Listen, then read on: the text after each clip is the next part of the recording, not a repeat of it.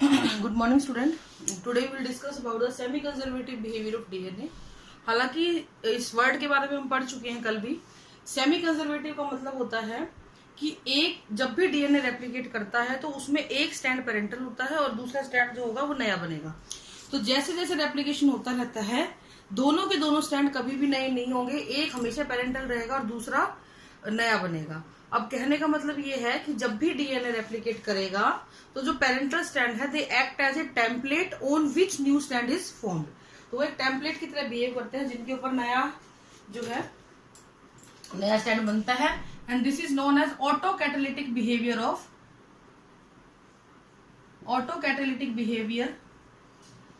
Of DNA. ठीक है, DNA अपनी ही कॉपियां बना रहा है इसलिए इसको बोल देते हैं auto catalytic behaviour of DNA.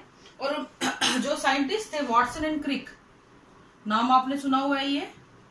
Watson and Crick ने इस चीज के बारे में बताया था कि जो डीएनए है shows a semi conservative behaviour while in the replication process whenever they make replica, the one stand is always parental and the second stand is always new stand. Okay, तो इस बारे में बाद में लोगों ने ये बातें कही कि ठीक है आप बोल रहे हो ये बातें, इसका प्रूफ कैसे करोगे। तो साइंटिस्ट थे मैथ्यू मिसाल्सन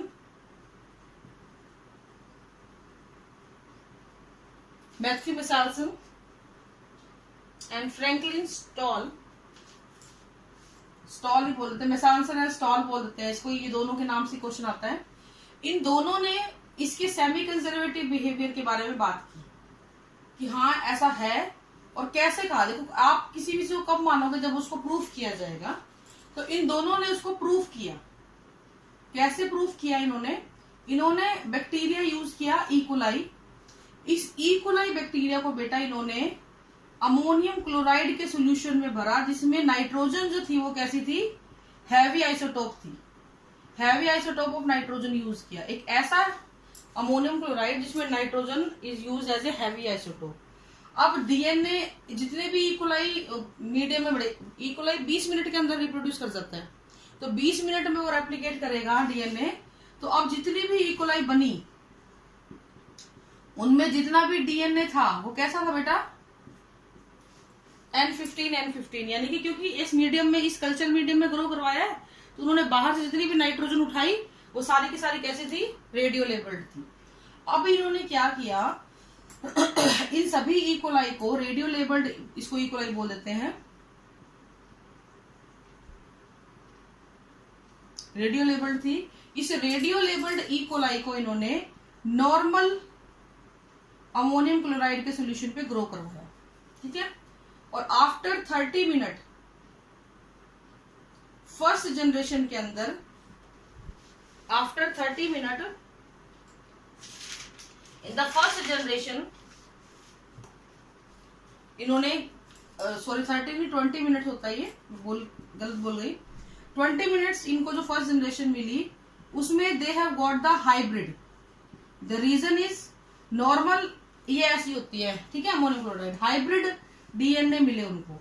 हाइब्रिड डीएनए का मतलब क्या कि जो स्टैंड नए बने ना तो उनमें एक स्टैंड 15 का था, एक 14 का था। ऐसे ही जो एक और बना था उसमें एक स्टैंड 15 का था, एक 14 का था।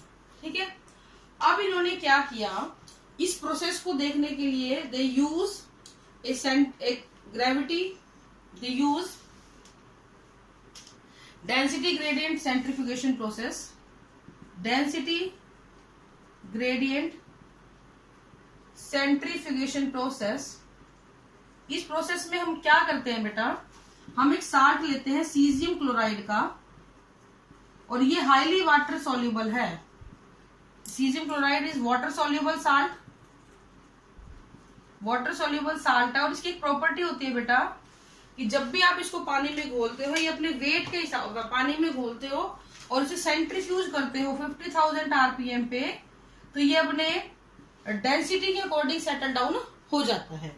तो हमने क्या किया, हमने सीजियम क्लोराइड का सोल्यूशन लिया और उस सोल्यूशन के अंदर अपने डीएनए को डाला। तो डीएनए अलग अलग लेयर में बनेंगे, जो भारी होंगे वो नीचे जो इंटरमीडिएट होंगे वो बीच में और जो लाइट होंगे वो ऊपर। तो इस तरीके से ये अरेंज हो गए, इस तरीके से ये इनको अरेंज करता है। तो हमने क्या किया, हमने सेंट्रीफ्यूज किया इस सीजियम क्लोराइड के सॉल्यूशन को, ताकि हम लेयरिंग कर सके, हैवी टू लाइट की लेयरिंग कर सके पानी के अंदर, सॉल्यूशन के अंदर। अब आपको डीएनए को और एक्चुअली देखना होता है, तो we will using the ethidium bromide. Ethidium bromide एक डाई है बेटा, जो डीएनए को कलर कर देती है, जिसकी वजह से विजुअलाइजेशन आसान हो जाता है। तो आपको बैंड अलग अलग नजर आता है, कौन सा बैंड कहाँ पे, लाइट कहाँ पे, डार्क कहाँ पे, हैवी कहाँ पे, लाइट कहाँ पे, इस तरीके से होता है। तो पहली जनरेशन के अंदर इनको क्या मिला बेटा, हाइब्रिड मिले। अब दूसरी जनरेशन में तुरंत इनको वापस नॉर्मल NH4Cl के सोल्यूशन में डाला, तो अब की बार इनको 50% हाइब्रिड मिले और 50% नॉर्मल मिले, यानी 1:1 का रेशियो। ठीक है। उसके बाद थर्ड जनरेशन में इनको क्या मिला बेटा, 1:3 के रेशियो में मिले। तो यानी कि 1 वाला जो है वो आपका है लगभग 25% लगा लो इसको, 25% हाइब्रिड और 75% नॉर्मल। उसकी अगली जनरेशन में इनको 1:7 का रेशियो मिला। 1:7 का मतलब क्या था यहाँ पे बेटा, कि लगभग 12.5% हाइब्रिड और रेस्ट जो है 87 के करीब क्या मिले, नॉर्मल मिले। तो कहने का मतलब ये है कि जहां पे फुल हाइब्रिड थे, यहाँ पे 100% हाइब्रिड है, धीरे धीरे हाइब्रिड का प्रोपोर्शन कम होता चला गया, क्योंकि हमने मीडियम को चेंज कर दिया। इसको आप डायग्रामेटिकली कुछ ऐसे समझ सकते हैं बेटा,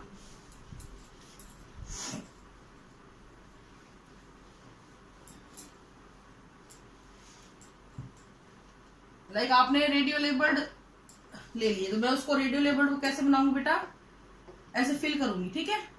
तो ये आपका एक डीएनए है N15 वाला, जिसमें मैं वैसे फिल कर रही हूँ, N15 है वो। इसको आपने नॉर्मल मतलब N14 पे ग्रो करवाया, तो आपको 2 तरीके के डीएनए मिले।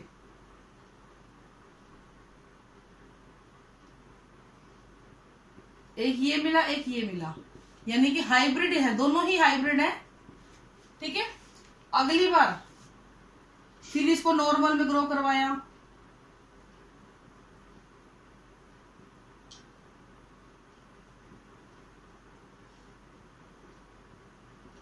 ये मैं क्या करवा रही हूँ, 1 के 2 बना रही हूँ, इस 1 के 2, इस 1 के 2, इस 1 के 2, इस 1 के 2।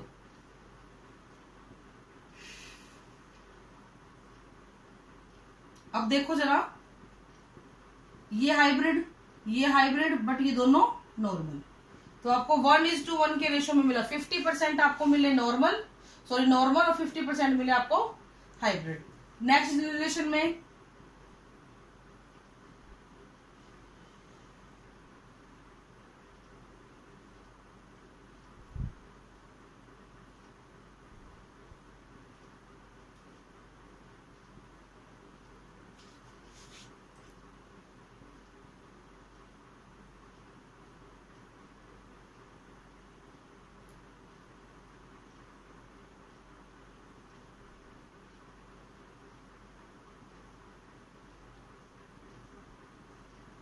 इस तरीके से आपको मिले। अब देखो आप हाइब्रिड घटते चले जा रहे हैं।